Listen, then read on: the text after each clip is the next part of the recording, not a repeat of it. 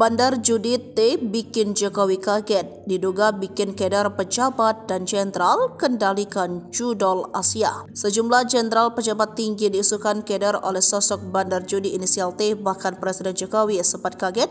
Namun sosok bandar judi online inisial T ini sedang ramai diperbincangkan warganet sebagai pengendali judi online di Indonesia dan Asia. Bandar T pertama kali diungkap Kepala BP2MI Benny Ramadhani di hadapan Presiden Joko Widodo hingga Kapolri Jenderal Sigit Prabowo. Ia mengatakan sosok berinisial T ini terungkap setelah pihaknya mengusut kasus tersebut di negara Kamboja. Hasilnya WNI yang berada di Kamboja kerap dipekerjakan dalam praktik judi online.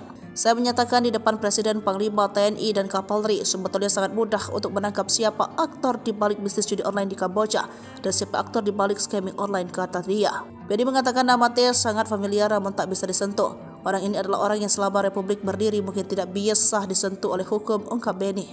Ia berharap pemerintah mengambil tindakan tegas dan menangkap para bandar serta dalang di balik penempatan ilegal dan judi online. Saatnya negara mengambil tindakan tegas, tidak hanya menyeret para calo kaki tangan tapi mampu hukum menyentuh para bandar, para tekong, kata Benny.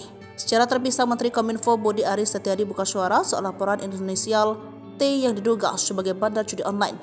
Ia mengatakan agar masyarakat untuk tidak tebak-tebak sebuah manggas atau berspekulasi siapa sosok T ini. Beberapa nama sempat disebut yang berkaitan dengan orang terkenal di Indonesia, namun ia membantahnya. Kalau tanya inisial, tanya yang buat inisial, jangan tanya kita, emang tebak-tebakan buang manggas, ujar dia saat ditemui di kantor Kementerian Kominfo Kamis 25 Juli.